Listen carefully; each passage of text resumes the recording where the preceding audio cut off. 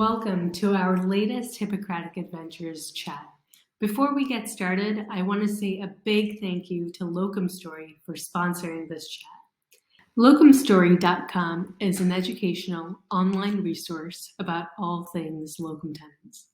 Their website has tons of information about the ins and outs of working locums, as well as first-hand perspectives from physicians to help you figure out if locum tenens is right for you. So without further ado, let's get started. Welcome to our latest Hippocratic Adventures chat, where we talk about everything related to practicing medicine abroad. I'm Dr. Ashwini Bapat, and today we're so excited to have Dr. Su Ming with us.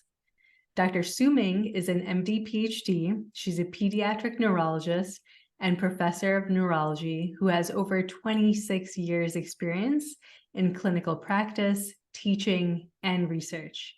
She's devoted to serving underprivileged patients and treating common and rare neurological disorders of all ages. And before we get started, make sure to smash that subscribe button and then sit back and enjoy. Dr. Ming, thank you so much for joining us. Thank you for having me. Dr. Ming, tell me your story. How did you end up in Guam? Yes.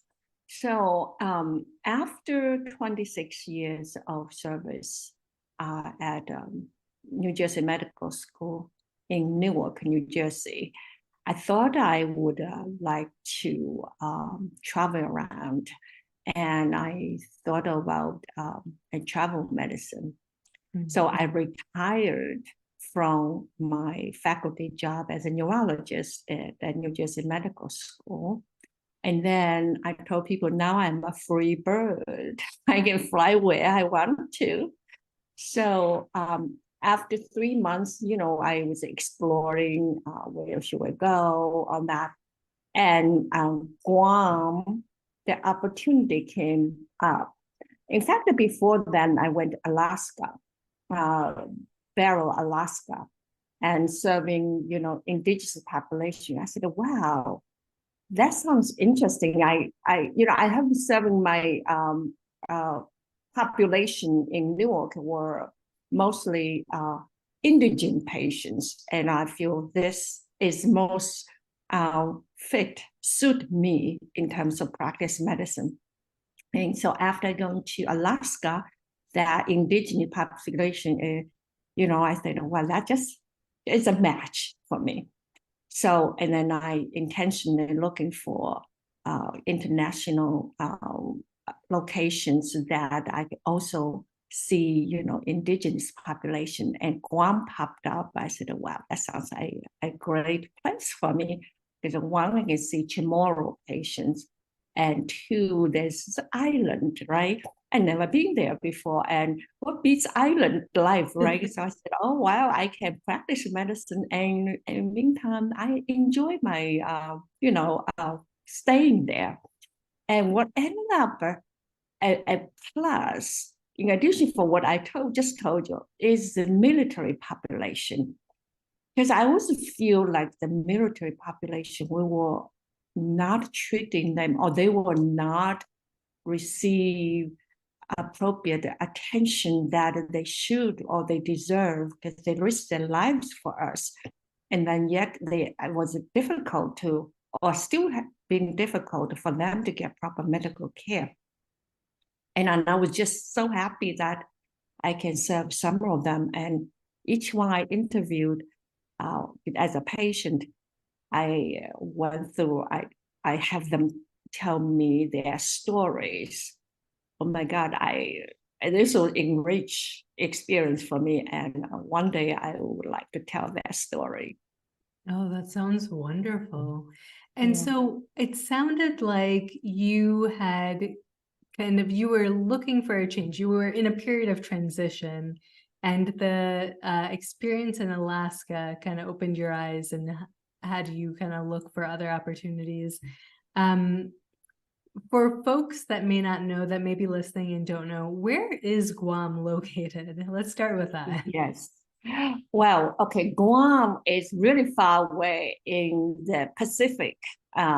So it's near Japan, Philippines, in between Japan, Philippines, Taiwan, and the other side is China.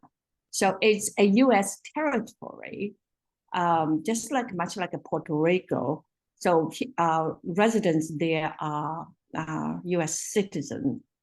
And it's a big military base. It's become even bigger because there's always drawing from Japan and moving to Guam. Um, it's an island, in near Mariana Trench. So it's beautiful. From New Jersey to there, it would probably take a day to travel. You can fly to Hawaii first, and then from Hawaii to Guam is 7 hours. That's a Wow. direct flight, yes. Wow, Hawaii to Guam is 7 hours. And so, as you were looking at this opportunity in Guam, were you worried of being so far away from what you had known in New Jersey? Or how did you kind of think about that or approach? Because that's a pretty big change, because you knew if you took that position, you were going to be a whole day's flight away from kind of where you had spent a lot of your career. Well, actually, it was exhilarating for me. I guess I had a more opportunity than average physicians. I adapt to a lot of things. When I was in New Jersey, I went through different population, different areas, serving group homes, serving like senior citizens, and schools, that. So during my 26 years in New Jersey Medical School, I went to different places and had to adapt to different practice style, different populations. So to me, actually, it wasn't a problem. But you always have to have this attitude that you are the newcomer. You may not know more, or you need to learn from people who are already there. You don't feel that you are the neurologist knows everything. Because you may know that how to deal with the disease, which may or may not be true because it's a local disease. But they know a lot more too. So if you make friends with them in the beginning, it's much easier, and your practice was much smoother than. So that's that I would say. It makes you adapt to local quicker. That's how I did. So for me, it wasn't a big problem. I must say, Guam has its uniqueness, being that there's a lot of Asians and there's a lot of different populations. So there is Filipino, Japanese, and Korean, and Chamorro is the one I think I can relate it to very well. And there's Caucasians, different population, Hispanic, and all that. So I feel like I fit right in. It wasn't difficult for me because you can relate it to your group of population. Yeah. Wow, I didn't know that. I didn't know that that population was as diverse as you're describing. And you said the local population is Timoran? Chamorro, it's CHERROMO. Chamorro is indigenous population. They're kind of from the Philippines, that direction from Philippines that migrate to Mariana Island, and they've been there before anyone went there, just like native Indians. Okay. So they're closer to Asians than Caucasian. Okay. And so in making this move and practicing in Guam, what were some of the differences you noticed in your clinical practice of neurology? What were Mm, some of the like glaring differences that you felt? yes. So the pathology, meaning they are sicker when they come in and they really need to come in. Unlike in the States, sometimes we do a lot of prevention, right? And sometimes I see patients were, uh, well, much earlier or maybe psychological some conflicts or less physically sick, right? In Guam, people who come in, they have pathology. They really have pathology. So how can you wait for this long to come in? We'll uh, frequently ask that questions. They come to you, they really need to see you. So that I think that's the difference. And plus they have a lot of strokes, right? They have a lot of strokes. Yeah. I mean, it's a small island. Yeah. And everyone comes in and through emergency room, you have to think about stroke until proven otherwise. Mm. So it may be due to their diet. Their diet is quite unhealthy, I would say. And probably some gene too. There's a local, Guam has its own disease that are not seen in other part of the United States. That's a well known. There's a lot of articles written about the Parkinson's, ALS, dementia complex in Guam. That's in the 70s, 80s. Now they are almost gone. It was related to their diet, how they prepare food on that. But now there are a lot of strokes, a lot of obesity. Yeah. And what do you think was making it so that or what prevented them from accessing care earlier? Did they just not have the opportunity, or? I don't think it's opportunity. I think it's the mentality. Okay. It's they don't feel. I mean, I guess they are not so highly um, aware of you have to go to prevent it from getting worse, or just a routine preventive care. They kind of like less on that. And one example you can see is their teeth. And I see a lot of them toothless, and they were in the 50s. Yes, when there's a teeth problem, or when the problem is so severe, it ends up extraction. And in the island, right? And I drive around. It says island. The dental clinic is fine in between. It's not like we have dental clinic like several in a mile radius, right? But there, not so many. So the dental care is not up to the standard, and dental care can cause, dental disease can cause systemic disease, this or that. So I think it's one of contributor, but it must be others. Their diet is they put a lot of oil, butter in the rice. It tastes very good, but you can't have that all the time. And this is a steak. Everybody's steak. I mean, there's some vegetable, but I think steak is the main dish. Yeah. And so it sounds like one of the main differences that was so glaring was that the illnesses that you saw were much more advanced and they were sicker by the time that they came to you.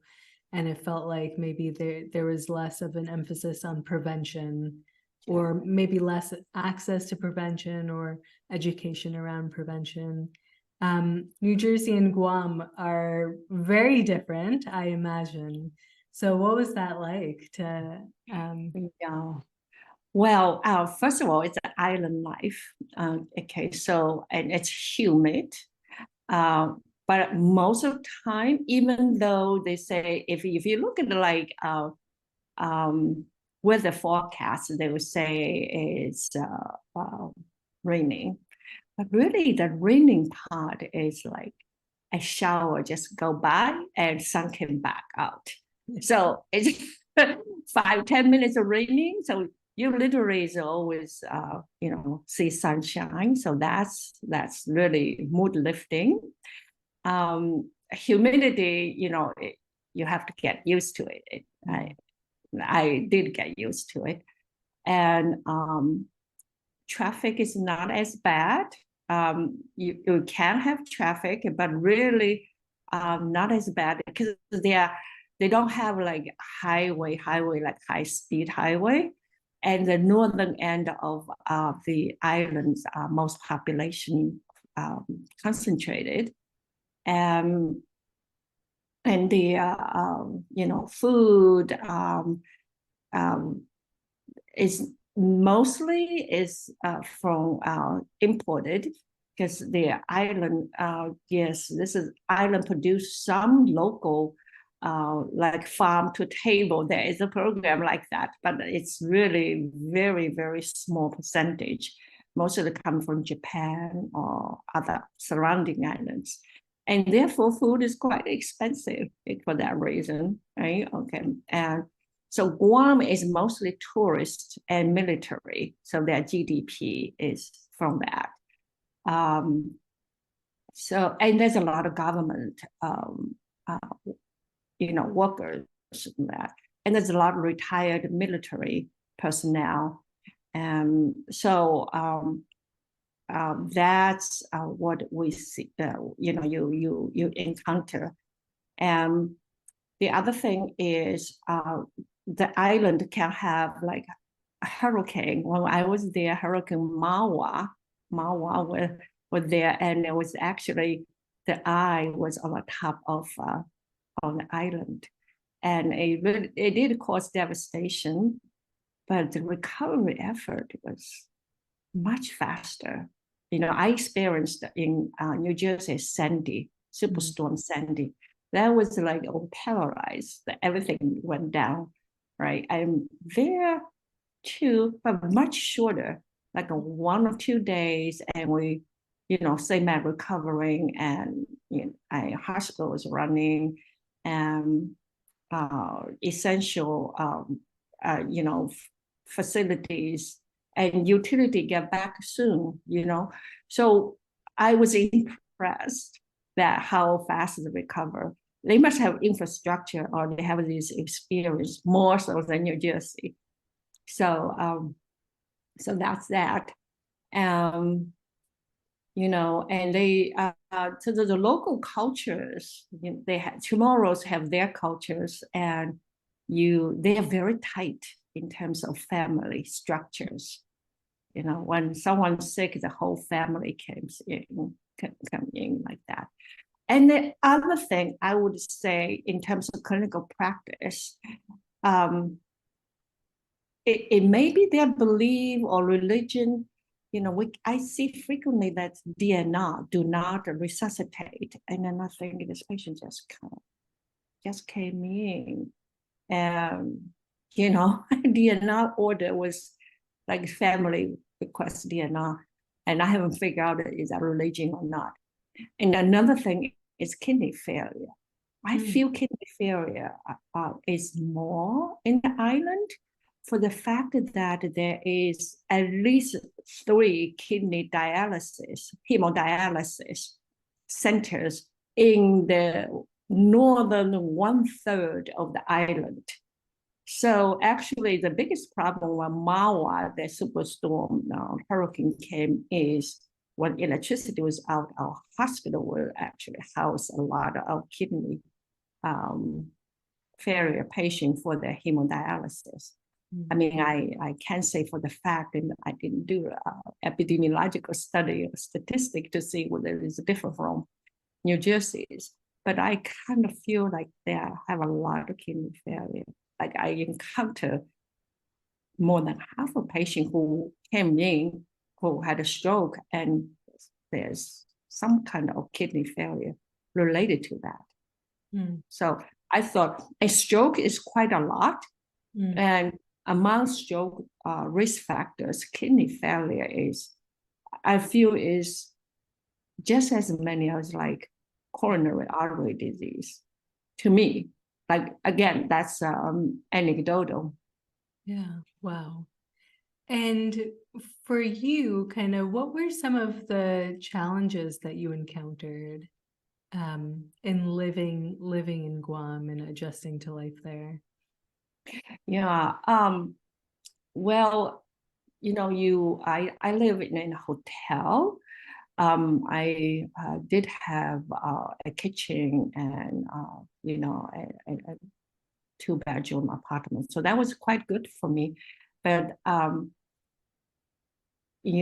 for convenience, like going to a supermarket, and they're not plentiful.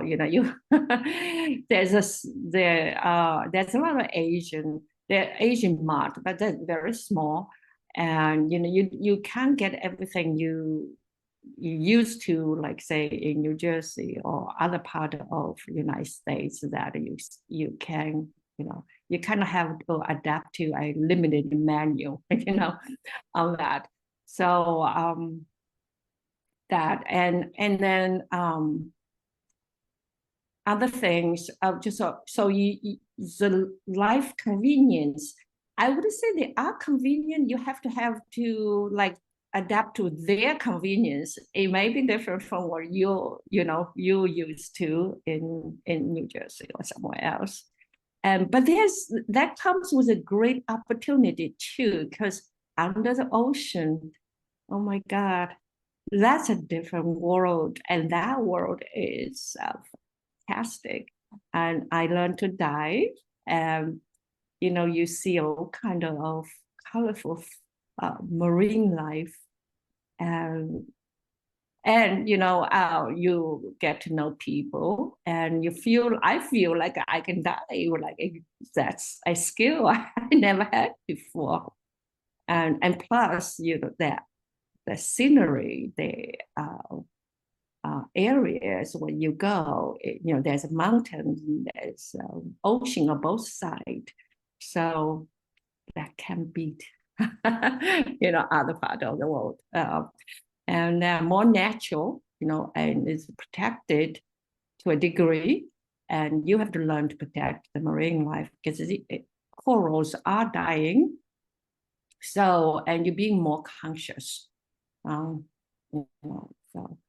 So I think that culture, the geographic uniqueness, and the people, to me, they are different than New Jersey. I can't say I preferred there, but I was excited to be part of their life. I brag about my experience there. That's awesome. It sounds like it was a very kind of fulfilling experience too.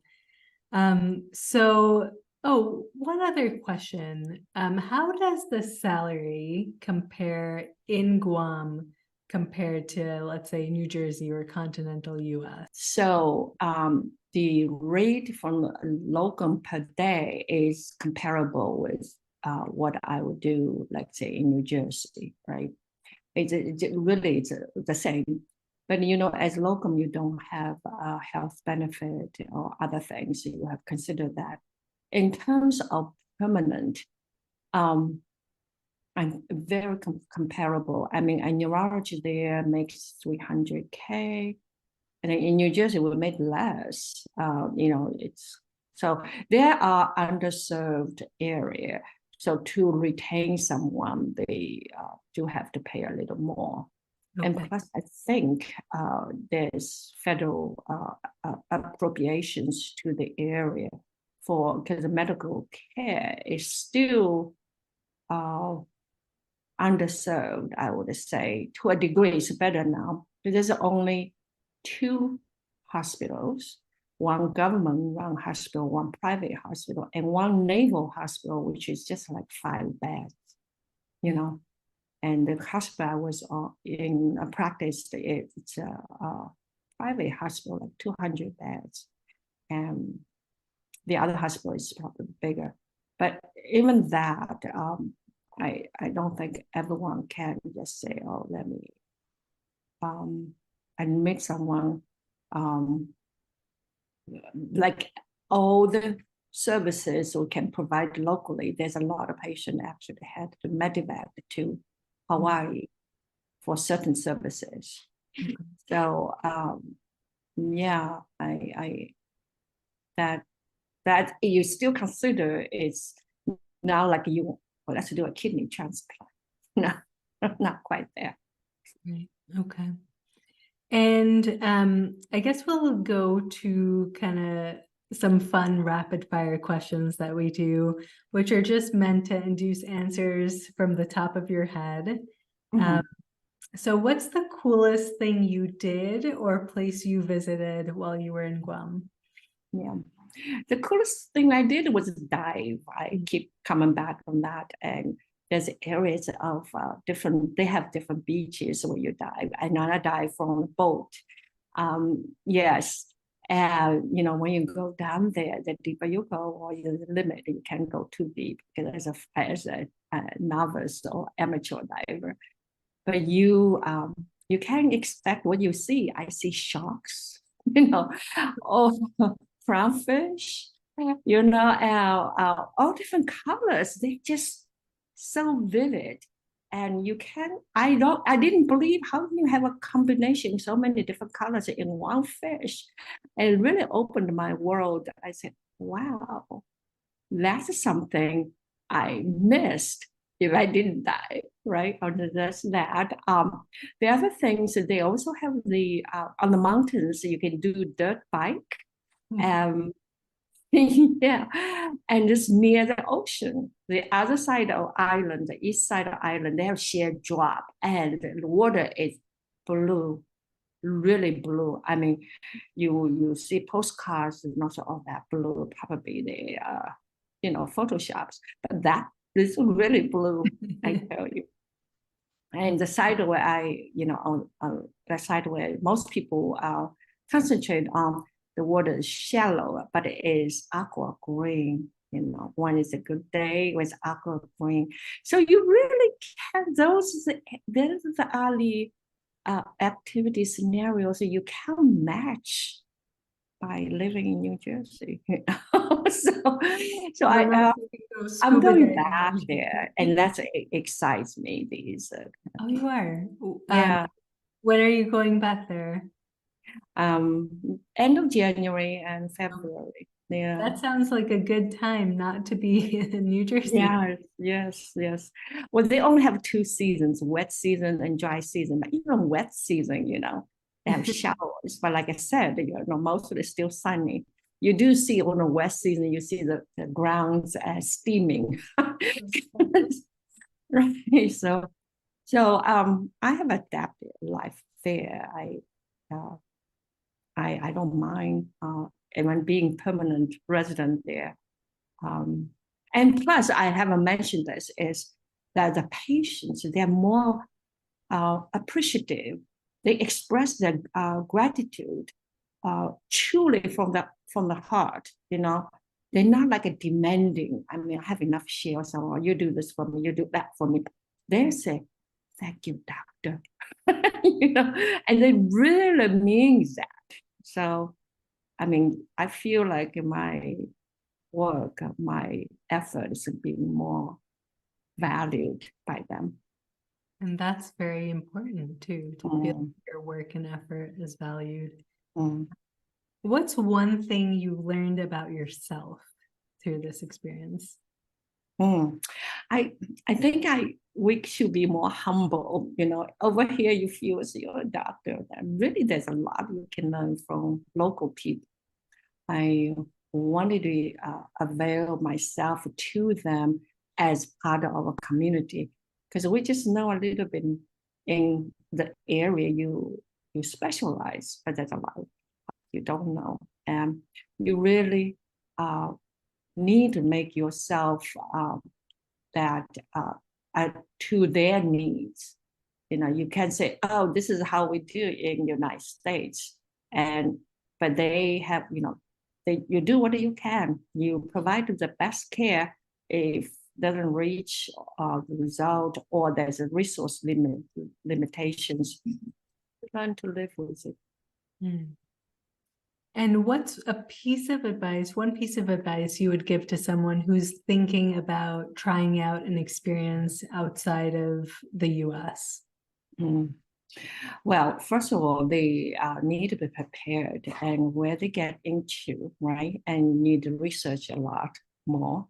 There is this like a vacation island, but there is also needs to get into the society, get to know them, or being adaptable. You may have to give up some of your comfort of how you practice, how you live, and just adapt a new lifestyle, a new way of practice, evolve into what you can do the best for them. So you have to prepare on that. I would say if you do have the mindset like that, then you should be able to adapt and make yourself being useful there. So the healthcare there is much better than a third world. It's still part of the United States, and most physicians are trained in US, and there's some in Japan or other places. So the practice style and standards are in part with US standard, but the resources, how you can do with not everything's available to you, that you do have to adapt. So it sounds like one of your pieces of advice is to be prepared, to know what you're getting into, and to be open to adapting. And yes, that's right. Okay. Well, Dr. Su Ming, thank you so much for joining us and taking the time out of your day to share your experience with us. I'm very excited to hear about you going back to Guam, and I'd actually love to hear about how that second stint goes. I have a feeling you're going to be heading back to scuba diving. Yes. So stay tuned. Now, I'd love to hear from you. What cultural or clinical differences have you adapted to when practicing medicine in a different location than what you're used to? Or have you ever cared for patients during a natural disaster or a crisis? And what was your experience like? Let us know in the comments below. And once again, a big shout out to locumstory.com for sponsoring this post. So go to their website, check out the stories, and see how locums can work for you. And if you're looking to start your own adventure, then you're going to love our free ebook, How to Start Your Adventure.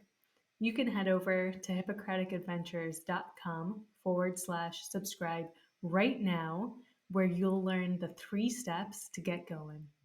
And with that, we wrap up another episode of Discovering Where Your White Coat Can Take You. So make sure to hit the subscribe button, like it, and post a comment. And of course, if you like this video, make sure to share it with your friends and colleagues. And with that, I'll see you in the next episode.